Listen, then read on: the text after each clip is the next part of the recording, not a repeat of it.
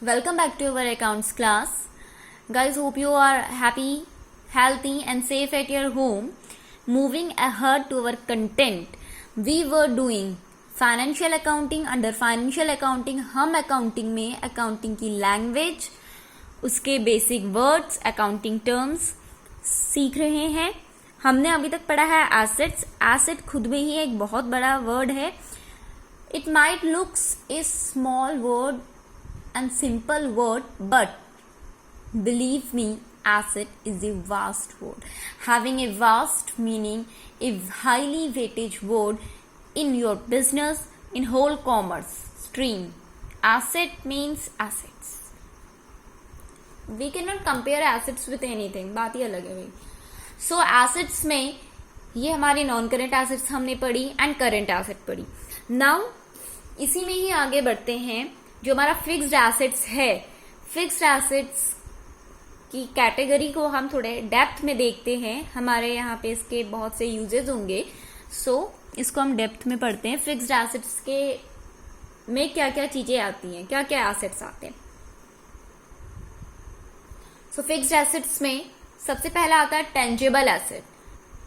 Now what are tangible asset? ये tangible assets क्या होते हैं?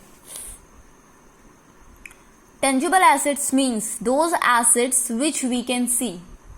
Simply tangible assets वो assets होते हैं जिन्हें हम देख सकते हैं. Which we can see. Tangible assets हम देख सकते हैं, हम इसे टच कर सकते हैं, हम इसकी वैल्यू आसानी से इवेल्युएट कर सकते हैं. Intangible asset just tangible asset का रेसिप्रोकल है. मीन्स ये हमारी ऐसी एसेट्स हैं जिनको हम नहीं देख सकते, हम टच नहीं कर सकते एंड इजीली इनकी वैल्यू इवेल्युएट नहीं करते हैं. सो अब हम इनके कुछ एग्जांपल्स देखते हैं. टेंजिबल एसेट्स के एग्जांपल क्या है? जो हमारी ये बिल्डिंग है, लैंड है, मशीन है, फर्नीचर्स है, फिक्चर्स है, ये सब क्या है? टेंजिबल एसेट्स है. हम इनकी वैल्यू लिख सकते हैं बुक्स ऑफ अकाउंट्स में, हम इन्हें टच कर सकते हैं. We can see them, we can feel them. All assets, these type of assets are tangible assets. But the question arises कि ऐसी कौन सी assets हैं जिन्हें हम नहीं देख सकते, हम इनकी valuable नहीं कर सकते, but still they are assets.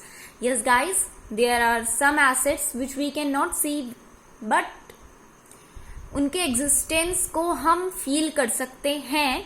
At a certain point we came, हमें ये पता चलता है कि हमारे पास ऐसी ऐसी एसेट्स भी हैं. हम उनकी एक्चुअल वैल्यू तो कभी इवेल्युएट नहीं कर पाते. We always evaluate their approx value.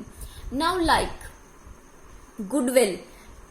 Intangible asset का सबसे बेस्ट एग्जांपल है गुडविल. गुडविल क्या है? गुडविल एक रेपुटेशन है. जब हम बोलते हैं ना ब्रांड नेम, या फिर कभी कभी हम ऐसा डायलॉग देते हैं कि नाम ही काफी है, ब्रांड नेम, द कैरेक्टर. क्या हम ब्रांड नेम की वैल्यू इवेल्युएट कर सकते हैं प्रॉपर? ब्रांड नेम की वजह से जो फर्म है, जो इंडस्ट्री है या फिर जो कंपनी है, वो कितनी हाईली अर्निंग करती है सिर्फ अपने ब्रांड नेम की वजह से. अगर कोई हम ब्रांड नेम लेते, फॉर एग्जाम्पल लाइक पिज्जा हट.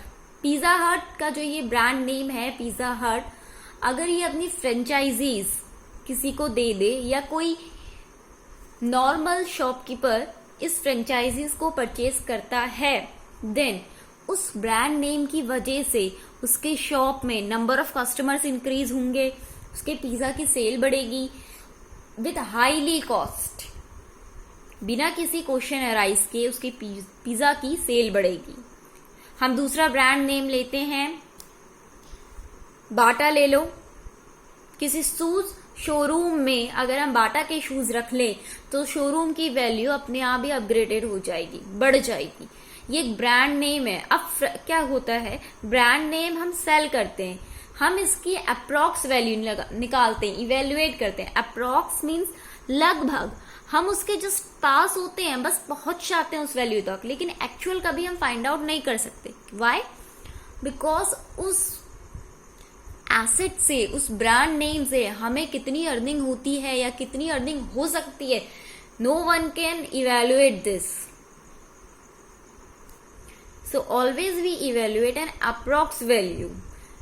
सो गुडविल क्या है? हमारी इंटेंजिबल एसेट है. द रेपुटेशन क्या है? गुडविल है, हमारी इंटेंजिबल एसेट्स है. No capital work in progress, ये क्या है? ये भी हमारी फिक्स्ड एसेट है. ऐसी जो हमारा वर्क इन प्रोग्रेस में जो कि कैपिटल वर्क चल रहा है. कैपिटल वर्क मीन्स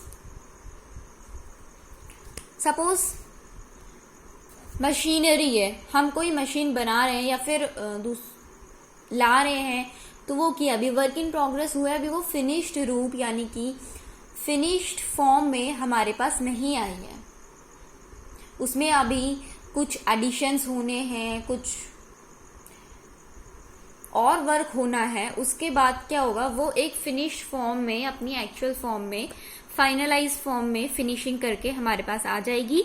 लेकिन जब तक वो हमारे पास नहीं आती, वो वर्क इन प्रोग्रेस है. वर्क इन प्रोग्रेस मतलब उस पे काम चल रहा है. वर्क इन प्रोग्रेस मतलब ऑलवेज जहां पे वर्क इन प्रोग्रेस देखेंगे मीन्स वर्क हो रहा है, वहां पे काम चल रहा है, फिनिश नहीं हुआ है, वर्क इज गोइंग ऑन, आपका काम चल रहा है. सो ऐसी एसेट्स हमारी क्या होती हैं? ये भी हमारी फिक्स्ड एसेट्स होती हैं. लाइक फर्नीचर, हम हमारे स्कूल में न्यू फर्नीचर्स क्या हो रहे हैं? बन रहे हैं. ओके, नए फर्नीचर्स का ऑर्डर दिया है, वो स्कूल में बन रहे हैं. सो अभी बने नहीं है, वो क्या है? हमारे एसेट्स हैं जो कि वर्क इन प्रोग्रेस में है, बट हम उन्हें किसमें रिकॉर्ड करेंगे? Fixed assets as a work in progress. Okay. Second है इंटेंजिबल एसेट्स अंडर डेवलपमेंट. अब हमारी कुछ इंटेंजिबल एसेट्स ऐसी होती है जो कि डेवलपमेंट के अंडर होती है, यानी कि गुडविल ही ले लेते हैं हम. गुडविल क्या एक नई फर्म जिसने अभी अभी अपना बिजनेस स्टार्ट किया है, क्या उस फर्म की रेपुटेशन स्टार्टिंग से तो नहीं होगी ना? अगर उसने खुद का बिजनेस ओपन किया है, has open A business by its own, उसके खुद के नेम से किया है, धीरे धीरे मार्केट में उसका नाम बढ़ता है, उसकी रेपुटेशन बढ़ती है, तो क्या होता है? उसकी ये जो इंटेंजिबल एसेट है, जो गुडविल है, जो रेपुटेशन है, ये अंडर डेवलपमेंट है, ये बन रही है धीरे धीरे. सो ये सब किस में आती है?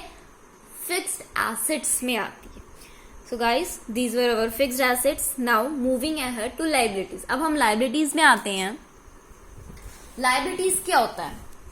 लायबिलिटीज एसेट्स तो हमारी वो होती है जिससे हमें अर्निंग आती है. लायबिलिटीज क्या होते हैं? ये हमारी फर्म की, ये एंटरप्रेन्योरशिप के ऐसे वो ऑब्लिगेशंस होते हैं जो कि फर्म को पे करने होते हैं. At some time in future pay करने होते हैं. फ्यूचर में पे करने होते हैं कभी भी, या फिर करंट अकाउंटिंग ईयर में पे करने होते हैं. यानी कि बिजनेस को, किसी थर्ड पार्टी को कुछ अमाउंट पे करना होता है, ऑब्लिगेशंस होते हैं उसके ऊपर.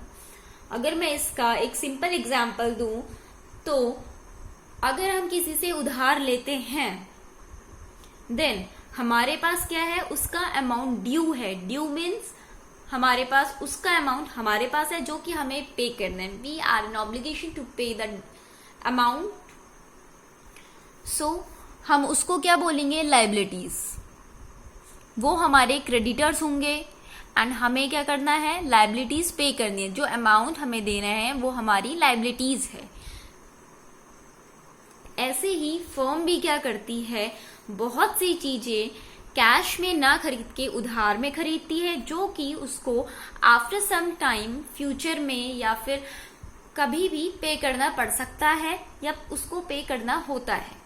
तो उन सारे ऑब्लिगेशंस को क्या बोलते हैं? लायबिलिटीज बोलते हैं, या फिर हम डेब्ट्स बोलेंगे अपने.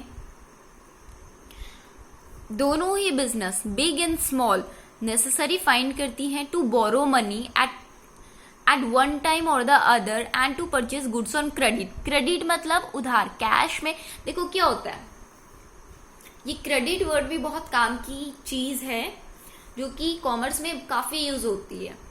या तो हम जो सेल परचेज कर रहे हैं, या फिर हम क्या करते हैं? कैश में खरीदते हैं, या फिर हम क्या करते हैं? उधार में खरीदते हैं.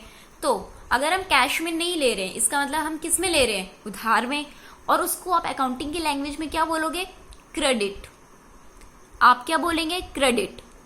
और द पर्सन जिससे आप, जो आपको क्रेडिट में सामान दे रहा है यानी कि उधार में सामान दे रहा है, वो आपके लिए क्या होता है, क्रेडिटर। उस पर्सन को क्रेडिटर बोलोगे और उसका बोरोड अमाउंट क्या होगा, क्रेडिट।